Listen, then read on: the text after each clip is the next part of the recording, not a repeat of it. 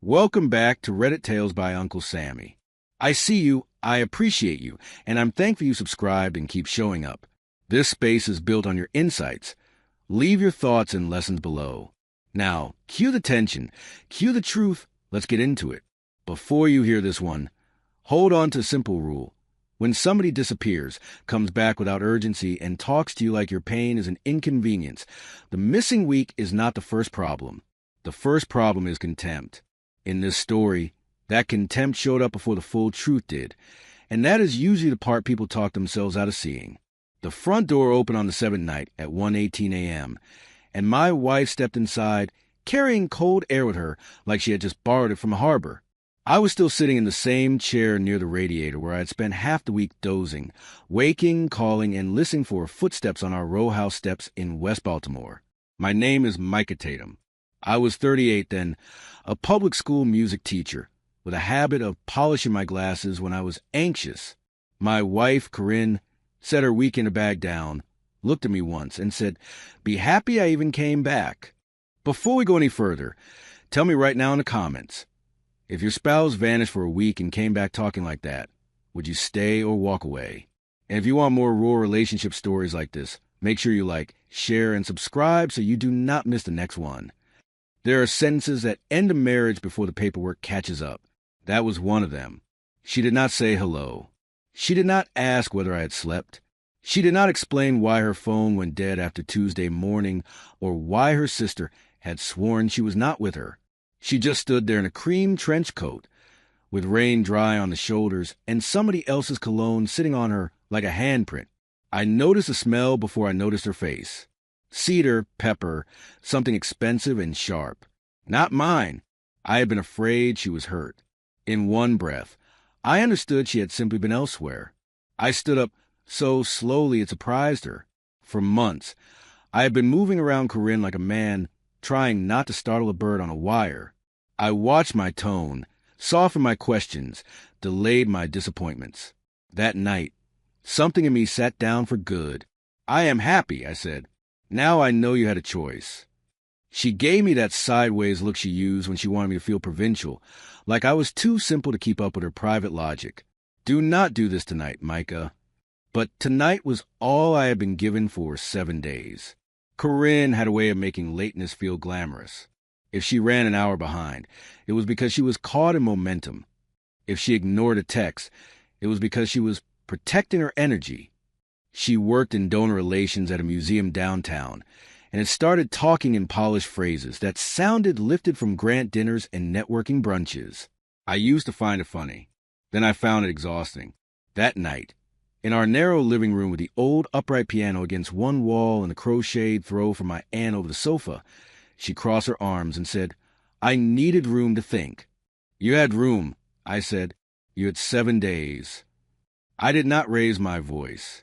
I had spent the entire week imagining hospitals, car accidents, a body pulled from the Patapsco, some stranger knocking with bad news.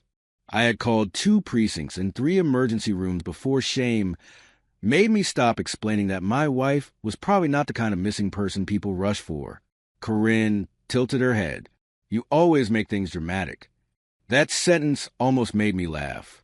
There is nothing like being told you are dramatic by the person who vanished and returned smelling like a man you have never met. I reached for my coat on the banister. It was January, and the house still held the dry heat and soup smell from the split pea pot I had made on Wednesday, because it gave my hand something to do. Corinne watched me button the coat and finally seemed unsure. "Where are you going?" she asked. "Out," I said. "We can talk when you are ready to be honest." She gave a short, dismissive laugh.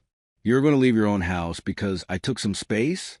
I picked up my keys from a bowl by the door. "No, I am leaving because you came back arrogant." The first decision I made that could have gone another way was to walk out instead of arguing until dawn. I could have stayed there and demanded details, names, dates, all the ugly inventory people think will make betrayal easier to understand. But I knew Corinne. She did her best work in confusion. If I stayed, she would turn the night into a fog of half-confessions and accusations about my tone. So I left.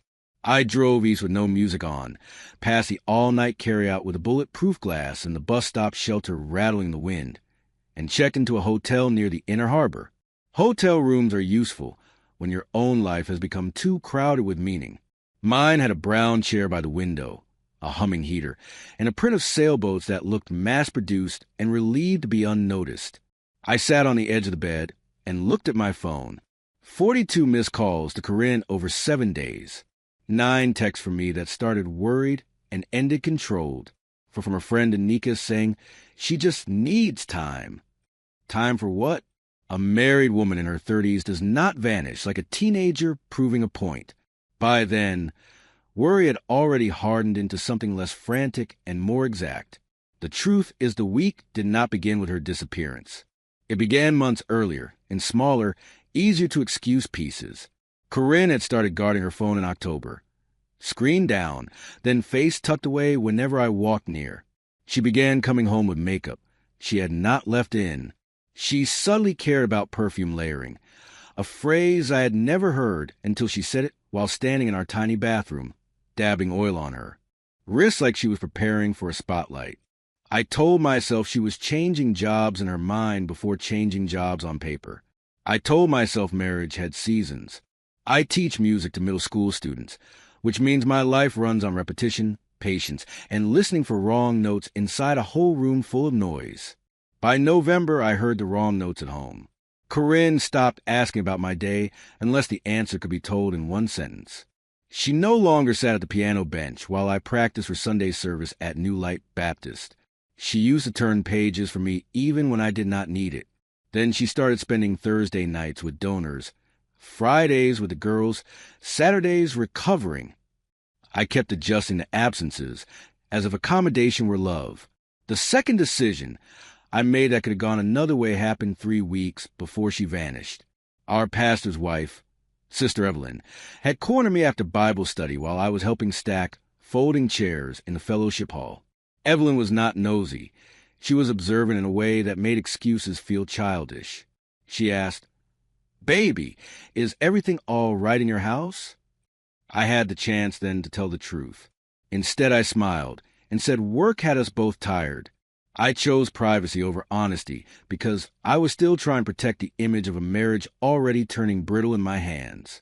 In the hotel that first night, I called Corinne's mother because she was practical and rarely sentimental enough to lie well. Mrs. Baines answered on the second ring with her television low in the background. "Micah?" she said, and there was a pause that told me she already knew something I did not. "Did she tell you where she's been?" I asked. Another pause, then a sigh. "No, baby." Her voice had that weary church mother softness that only comes when disappointment has been around a while. But I told her this was no way to handle a husband. The sentence landed like cold water. "So you knew she left?" I asked. Mrs. Baines took a breath. I knew she said she needed space. I did not know she meant she would disappear.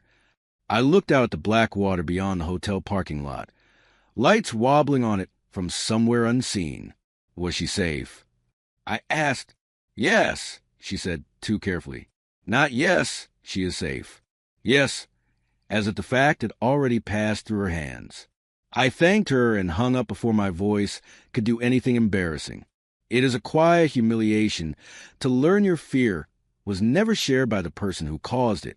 The next morning, I did something I had never done in 9 years with Corinne. I opened every joint account statement and read it like a stranger audits a business he plans to leave. At first, the numbers looked normal. Mortgage, utilities, my student loan, groceries, gas. Then the side roads appeared. Cash withdrawals from neighborhoods nowhere near her office. Dinner tabs at places she said were too overpriced for Baltimore. A jewelry store charge in Harbor East that definitely had not ended up on me.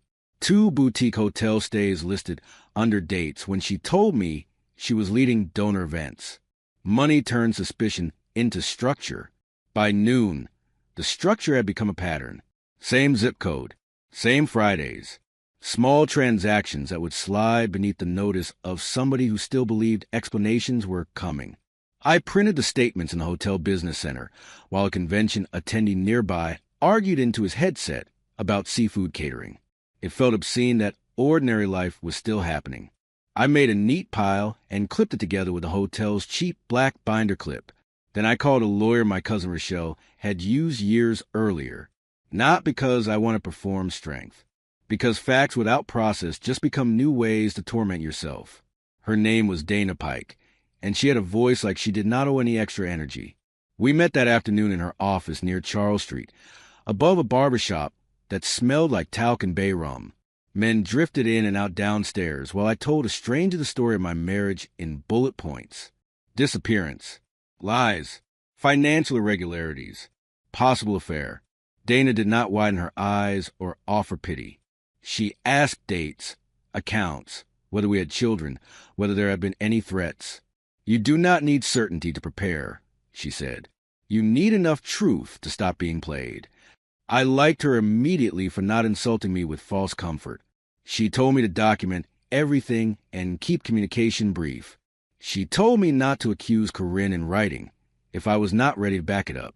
She told me if Corinne came home hostile, I should not let her pull me into performative rage that could later be used against me. People who behave badly often become offended when consequences arrive, Dana said. They will call those consequences cruelty. I wrote that down on the back of a student concert program from my coat pocket and kept it for months. By the time Corinne walked in at 1:18 a.m. the next night and told me to be happy she had come back, I already had the first outline of my next steps. That is why leaving the house felt less dramatic than inevitable. At the hotel, after I sat down, her texts finally started. Not worried texts, not apologetic ones. You left in the middle of a conversation. This is childish. We both need to own our part. That last one was classic Corinne, a plea for shared blame before shared facts. I did not answer. Silence was the first boundary that belonged entirely to me. On Sunday morning, I returned to the house while she was at brunch or church or wherever she now went to be seen. Our block was wet from overnight rain, row house steps shining dark, somebody down the street scraping ice off a windshield with a library card.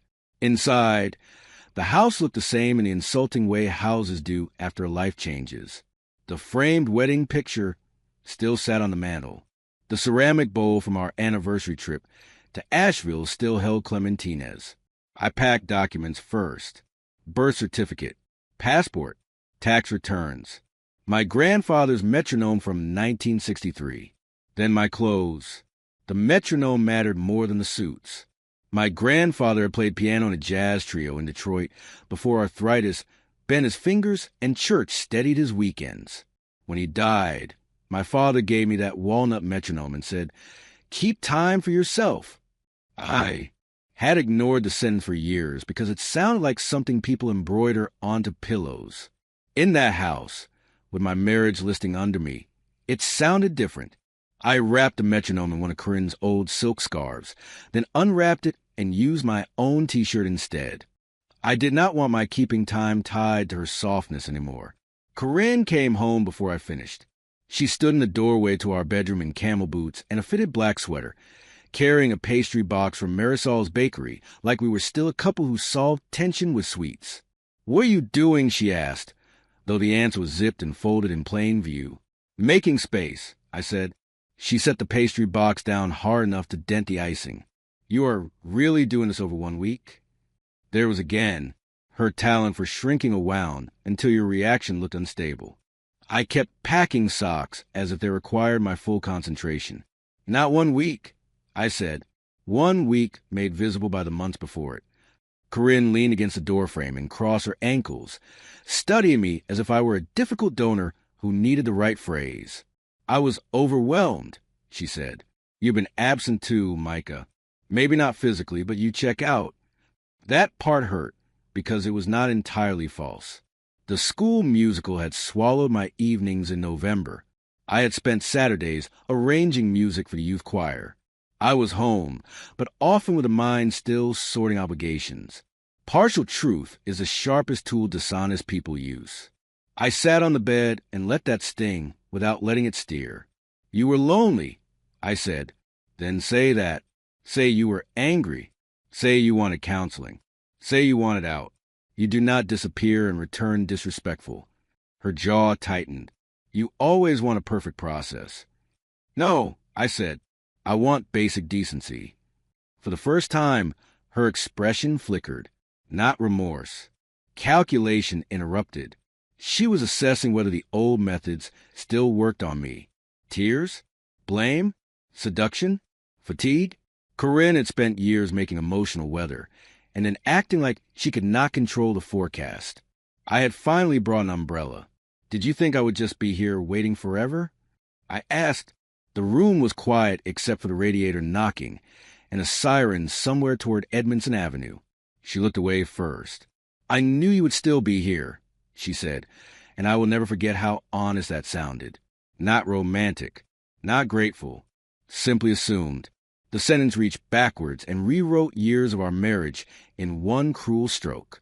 She believed my steadiness was furniture, dependable, uncomplaining, already arranged to suit the room. My chest felt hot, but my mind got colder. That, I said, is the actual problem. I told her we would speak Tuesday evening after work, with specifics. No midnight circles. No vague philosophies about fulfillment. Come ready to tell the truth or not at all, I said. She rolled her eyes at that, but her hand trembled slightly when she picked up the pastry box again. After she left the room, I carried 2 suitcases to my car and drove them back to the hotel. The city was bright with a brittle winter sun. Men gathered outside the corner store, discussing the Ravens, as if football could still explain life. I envied them for having a public grief with rules.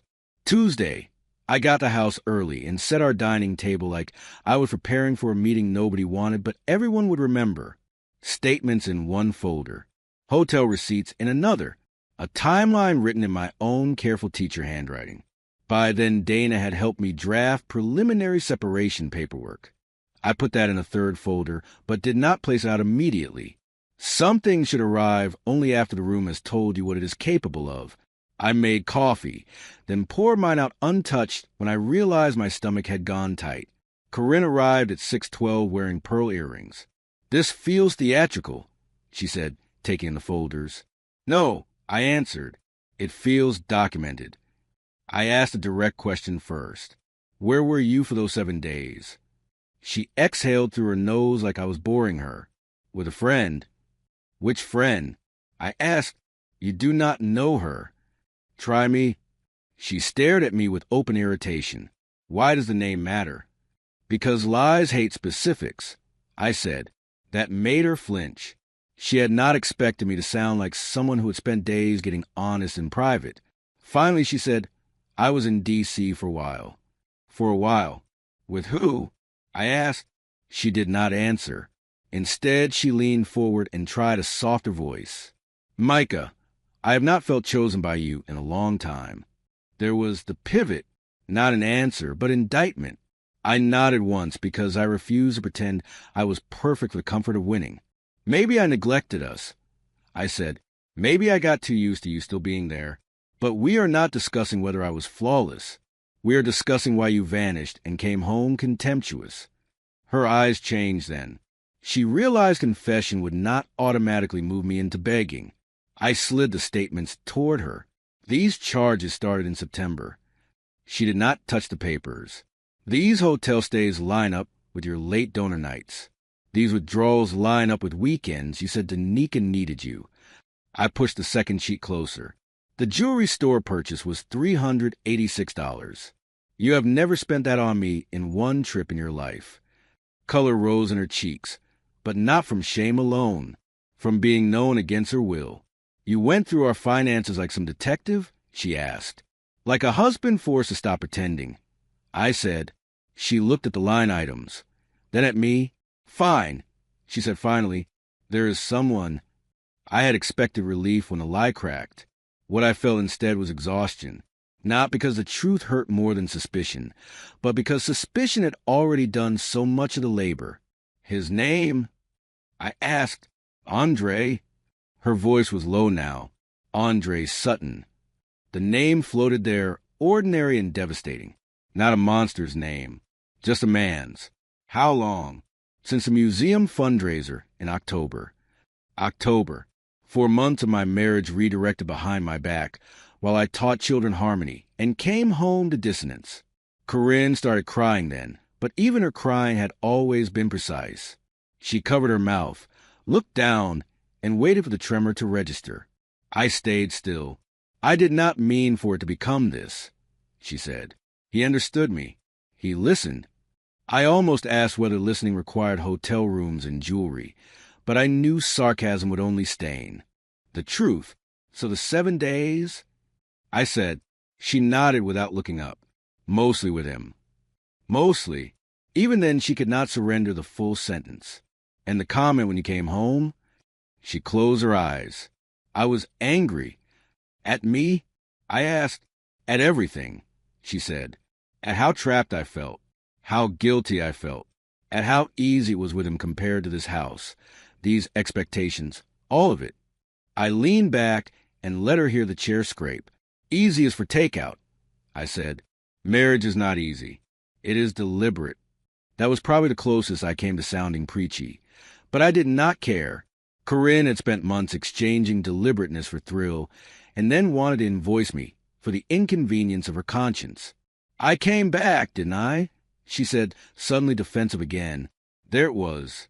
"Yes," I said. "That is what exposed you." She stared at me as though I had insulted her, instead of naming a fact. "If you wanted to leave, you could have left cleanly. If you wanted to repair this, you could have started with honesty. But you want to keep a home while trying out a life where you were admired." She wiped her cheeks and looked almost offended by the accuracy. Corinne adored admiration. She liked being the best-dressed woman at the gala, the one men remembered, the one other woman asked about skincare and lipstick shades. Attention fed her far longer than peace did. I pulled out the separation papers then and placed them between us. Her face changed completely. Not because she suddenly understood my pain. Because paperwork is where fantasy loses oxygen. "You already went to a lawyer?" she whispered. "On Friday." "So that was it? You decided without me?" I laughed then, once quietly. "Without you? Corinne, you made major decisions about this marriage in hotel rooms with another man. Do not talk to me about being excluded." She pushed the papers away, as if they were hot. "I do not want a divorce." The sentence hung there, late and oddly entitled. I looked at her hands. Her nails were done in the pale pink I used to pay attention to when we first dated, because details felt like tenderness back then. "I believe you do not want consequences," I said. "That is not the same thing." She stood and paced to the window, peeking through the blinds at the wet street, the neighbor kid dragging a trash bin to the curb. "You are punishing me," she said. "No," I answered. "I am refusing to participate in my own humiliation any longer." That sentence surprised even me. It sounded like somebody who had finally heard himself clearly. She spent the next 20 minutes trying on versions of remorse the way she used to try on coats before a gala. Soft regret, angry regret, philosophical regret. People make mistakes. You were emotionally unavailable. I panicked. I did come back. I chose this house in the end. Each one asked me to meet her halfway across a bridge she had burned from her side. I listened because listening costs less than arguing when your mind is made up. Then I said the only honest thing left. "I do not want to teach you how to respect me after all this." That was the moment she understood I was not bluffing. Her shoulders dropped, and she sat back down with a kind of stunned stillness. "You really can stop loving somebody that fast?" she asked. It was the wrong question, maybe because it came from someone who thought love was a light switch instead of a structure. "No," I said. "Fast is how this looks from your side. From mine, this was taking shape for months. The week you disappeared just stopped me from lying to myself." Outside, a city bus hissed to a stop. The ordinary sound made the room feel even more final. I moved into a furnished short-term apartment in Mount Vernon by the end of that week. It had squeaky floors, one stubborn radiator, and a view of a brick wall that I grew weirdly fond of because it asked nothing from me. My sister Naomi came over with aluminum pans of baked ziti and a bag of clementines, and did not ask stupid questions. Naomi works nights as a respiratory therapist and has no patience for decorative suffering. She stood in my tiny kitchen, looked around, and said, "You look tired, but you do not look confused anymore." It was the nicest thing anybody said to me all month. The consequences did not come like thunder. They came like mail. Asset disclosures. House valuation. Corinne's email about whether we could delay filing until after the museum's spring campaign because she did not want gossip. My answer was no. Her request for one private dinner to talk human to human. My answer was also no. Dana handled what needed handling, and I taught my classes, rehearsed the choir, and learned that grief behaves better when given a calendar.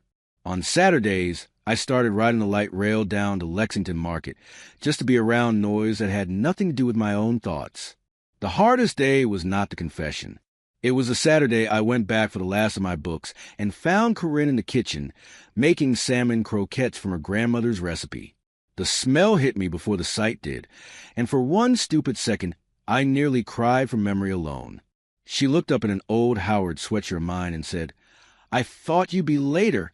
We both stood there inside a version of domestic life that could have fooled anybody else. That is the cruelty of betrayal.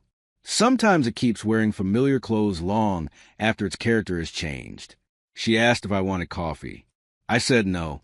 She asked if I was seeing anybody. I said that was not her business.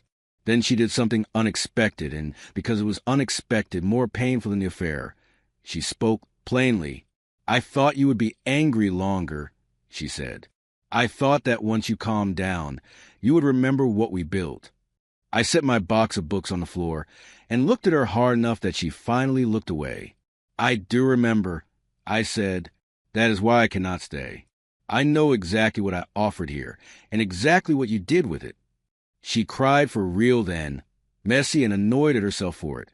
One hand braced on the counter beside the flower canister labeled "Bless This Home."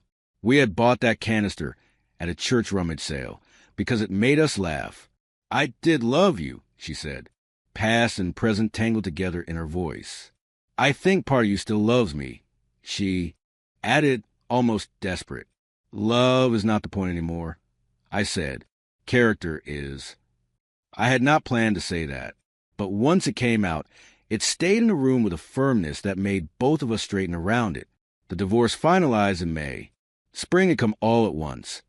Trees greening the parkways, people opening windows, church ladies changing from old hats to bright silk scarves. Dana called with the news while I was tuning the sanctuary piano before Wednesday rehearsal. "It is done," she said. Those 3 words made me sit down on the bench and stare at middle C like it might offer commentary. I expected collapse or triumph. What I felt was unclenching, like I had been holding a note too long and finally been given permission to breathe. After rehearsal, I drove nowhere in particular and ended up by Druid Hill Park. Life after betrayal is rarely cinematic. It is administrative, then domestic, then quietly revealing. I learned I liked my eggs scrambled softer than Corinne did. I learned I slept better without a television on. I started running again in the mornings because nobody was there to complain that the alarm ruined the mood of the apartment. In June, I accepted a summer curriculum fellowship in Chicago, which was something I had avoided while married, because Corinne said long-distance seasons were for people with unstable foundations. I remember packing and realizing the foundation had never been far away. It had been honesty. Chicago gave me lake wind, elevated trains, and the useful anonymity of the city where no coffee shop held my history.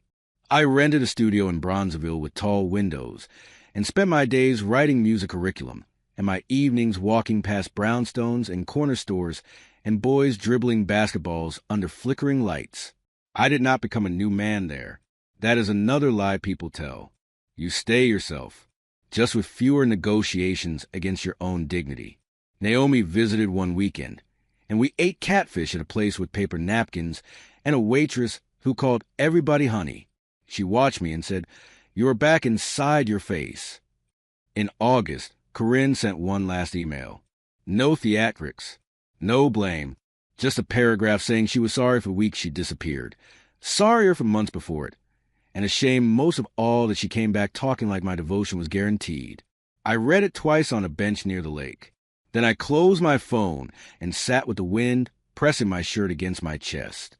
I did not answer right away because I wanted to know whether silence came from maturity or leftover injury. 3 days later, I wrote back one sentence. I accept the apology and still agree with my decision. That answer freed me more than any dramatic speech could have. There was no hidden invitation in it, no secret cruelty, no attempt to make her carry what she had already proven willing to misplace. By then I had started helping an older piano tuner on weekends, a retired man named Reuben who smelled like lemon oil and always wore suspenders regardless of weather. Reuben said, "People think broken instruments need force. Usually they need attention and proper tension." I nearly laughed when he said it because I had built an entire marriage around attention without insisting on proper tension, and that is how strings go flat. I do not tell this story to make myself the spotless husband who got done wrong by a wife too glamorous to appreciate him. I was absent in ways that mattered. I postponed hard talks because I worship peace more than truth. I accepted vague answers because clarity might have cost me the life I had arranged. I thought being steady was enough to keep a marriage upright. It is not. Steadiness without boundaries turns into permission. But none of my failures required Corinne's choices. That distinction took me months to learn, and maybe saved me from turning her betrayal into a verdict on my worth. Last winter, more than a year after the divorce, I went back to Baltimore for my nephew's school play. Afterward, I drove past the old row house just once. The blue paint on the steps had chipped. The little window box was empty. I did not park.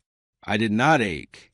I just looked long enough to honor the version of me who once sat up all week in that living room, waiting for a wife who came back talking like my relief should be grateful and my questions should be small.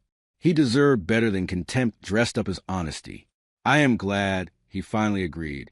So when people ask what changed me, I do not say the affair. I say the sentence at the door. Be happy I even came back. Because betrayal can still leave room for confusion, rationalization, bargaining, old memories trying to outvote fresh evidence. Contempt clears the room. Contempt tells you exactly what the betrayer believes your love is worth. Mine heard that sentence, smelled another man on his wife's coat, and chose not to audition for dignity any longer. That was the real beginning. Not the end of a marriage, the end of begging for basic respect inside one. If Micah made the right choice, comment, "I choose peace." Like this story, share it with someone who has ever ignored a red flag, and subscribe for more unforgettable relationship drama stories where respect, betrayal, and consequences all come to light. What stays with me from Micah's story is not only the week Corinne disappeared, but the smaller moments that explained it. Him stacking chairs at church and hiding the truth. Him leaving instead of arguing at 1:18 a.m. Him recognizing that "I came back" was not repentance. A lot of damage survives on technicalities. Real accountability begins when you stop confusing someone's return with their respect. The end.